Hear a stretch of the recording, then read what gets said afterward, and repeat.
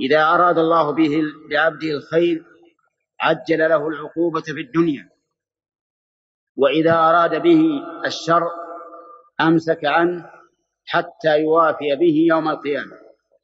الأمور كلها بيد الله عز وجل وبإرادته، لأن الله تعالى يقول عن نفسه فعال لما يريد، ويقول تعالى إن الله يفعل ما يشاء. فكل الأمور بيد الله، والإنسان ما يخلو من خطأ ومعصية وتقصير في الواجب. فإذا أراد الله بعبده الخير عجل له العقوبة في الدنيا، إما بماله أو بأهله أو بنفسه أو بغير أو بأحد ممن يتصل به